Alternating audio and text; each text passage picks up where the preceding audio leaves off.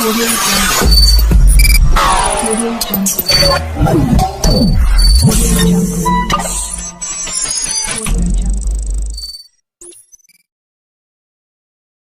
Guys, creative business consultant CBC में आपका हार्दिक स्वागत करते हुए अपडेट पाने के लिए यूट्यूब चैनल पर लाइक, शेयर और सब्सक्राइब जरूर करें। साथ ही साथ डिस्क्रिप्शन में दिए गए फेसबुक पेज और इंस्टाग्राम पेज के लिंक को फॉलो जरूर करें ताकि आपको आने वाली हर वीडियो की अपडेट जल्द से जल्द मिल सके। आज का हमारा सीबीसी का टॉपिक रहेगा कि मार्केट में अपनी खुद की फेस वैल्यू कैसे क्रिएट किया जाए और आने वाले वक्त में हमें मार्केट में कैसे गुडविल बनाए रखनी है। उस स्ट्रेटजी पे आज हम थोड़े से पॉइंट पे डिस्कस करेंगे और फिर आने वाली आपको स्ट्रेटजी कैसे समझाएंगे उसका भी आपको बता दिया जाएगा। तो सबसे पहले मैं आपको हमारी फेस वैल्यू बनानी है मार्केट में, तो फेस वैल्यू के लिए हमें जेन्युइन तरीके से, जेन्युइन प्रोडक्ट से और जेन्युइन सर्विस से हमारा मार्केट में होल्ड करना होगा। और वो होल्ड करने के लिए हमें हो सकता है कि थोड़ा बहुत समय निकालना पड़े, पर ये समय भी आप समझ सकते हो कि एक बड़े इन्वेस्टमेंट से जेन्युइन और गुडविल वाला इंसान बनना है तो वक्त तो देना ही पड़ेगा, लेकिन इसकी वैल्यू आपको आने वाले वक्त में ही पता चल सके। बिजनेस करने के लिए जेन्युइन प्रोडक्ट बनानी जरूरी है। प्रोडक्ट बनाने के लिए अपने साथ मार्केट में कितने कॉम्पिटिटर है वो भी देखना जरूरी है और प्रोडक्ट की वैल्यू क्या है मार्केट में ये भी सर्च करना जरूरी है। साथ ही साथ प्रोडक्ट की वैल्यू के साथ हमें उस प्रोडक्ट के लिए रॉ मटेरियल का कॉस्टिंग कितना आ रहा है, हमारी अदर कॉस्ट, वेरिएबल कॉस्ट कितनी जा रही है और फिक्स कॉस्ट कितनी जा रही है, उसका भी अभ्यास करना जरूरी है। साथ ही साथ वो अभ्यास करने के बाद हम मार्केट में जो प्रोडक्ट लॉन्च करेंगे उसकी मार्केट डिमांड क्या रहेगी, मार्केटिंग क्या रहेगा, एडवर्टाइजिंग क्या रहेगी, ये चीजों भी कहीं ना कहीं हमें फोकस करनी है और उसका अभ्यास बिल्कुल ही सही तरीके से हमें करना है। क्यों कि अगर ये सही नहीं रहा तो हमारी मार्केट में कहीं ना कहीं गुडविल खराब हो सकती है, जो आपको गुडविल पाने से पहले आपकी फेस वैल्यू को खराब कर सकती है। इन बात का भी ध्यान रखना पड़ेगा। मार्केट में जेन्युइन तरीके से अपना होल्ड करना है तो आपको कहीं ना कहीं ये परफेक्ट डिसीजन लेना होगा कि आप जो चीज मार्केट में क्रिएट करना चाहते हो या सेल करना चाहते हो या उसको लोगों तक एक सेवा के रूप में पहुंचाना चाहते हो,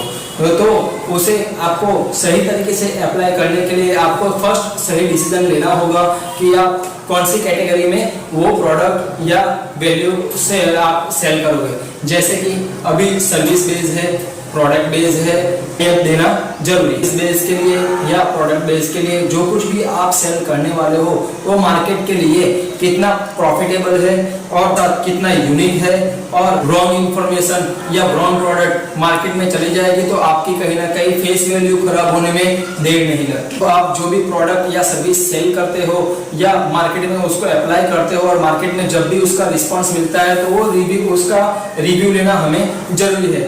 जैसे कि गाइस यहाँ पे अगर कोई भी प्रोडक्ट या सर्विस सेल होती है या जो भी लोग उसको एप्लीकेशन को एक्सेप्ट करते हैं तो उससे वो कितने सेटिस्फाई है ये भी जानना जरूरी है। जैसे कि अगर रेटिंग्स देते हो, 3 स्टार देते हो, वो रेटिंग्स भी आपके लिए पॉजिटिव है या नेगेटिव है, इसका भी ऑब्जर्व करना आप पे कहीं ना कहीं बहुत जरूरी होता है। साथ ही साथ मार्केट की कंडीशन देखते हुए क्या है कि कभी तेजी आती है या तो कभी मंदी आती है। अगर मंदी का वक्त है तो आपको रॉ मटेरियल कितना क्वांटिटी में बाय करना है ये भी जरूरी देखना पड़ता है और अगर तेजी आती है तो मार्केट में किस हिसाब से माल खरीदना है ये भी आपको ध्यान देना जरूरी है। अगर इसे आप नजरअंदाज करोगे तो कहीं ना कहीं घाटा आपका फिक्स हो जाता है, तो इसे जरूरी ध्यान दें। जिस डिमांड क्रिएट करना जरूरी है, डिमांड के साथ सही वक्त पे प्रोडक्शन करना भी जरूरी है, प्रोडक्ट्स के साथ साथ सही टाइम पे उसका मार्केटिंग करना भी जरूरी है और मार्केटिंग करने के लिए टारगेट भी अचीव करना जरूरी है। तो इसीलिए आप पूरा प्री प्लानिंग करके बाद में ही आप उसको मार्केट में उतार सकते हो।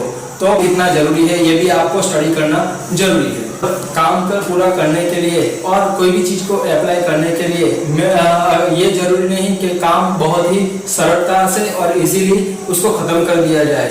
जो भी प्रोडक्ट मैन्युफैक्चरर है या सेलर है उसको ध्यान देना जरूरी है कि जो काम जो वक्त पे होना चाहिए वो हो रहा है कि नहीं हो रहा है। अगर वक्त पे काम होता है तो अपना काफी सारा कॉस्टिंग और काफी सारी सेलिंग बहुत ही बढ़िया तरीके से मार्केट में हो पाती है। अपने फिक्स जो कॉस्ट है उसे भी कहीं ना कहीं अपने मेंटेन कर पाते हैं और जो वेरिएबल कॉस्ट है उसको कहीं ना कहीं सेव कर पाते हैं। अगर हम जरूरी पेशेंस नहीं रखेंगे, जरूरी ध्यान नहीं रखेंगे तो कहीं ना कहीं ये भी एक वेरिएबल कॉस्ट बढ़ भी जाती है और फिक्स कॉस्ट भी जो आपकी फिक्स रहती है वो चलती ही रहेगी और आपका प्रॉफिट मार्जिन कहीं ना कहीं कटने की वजह से आपको लॉस का सामना कर सकता है। तो पॉइंट है आपकी जेन्युइनता और आपकी फेस वैल्यू बचाने के लिए, तो इसे भी नोटिस करना जरूरी है।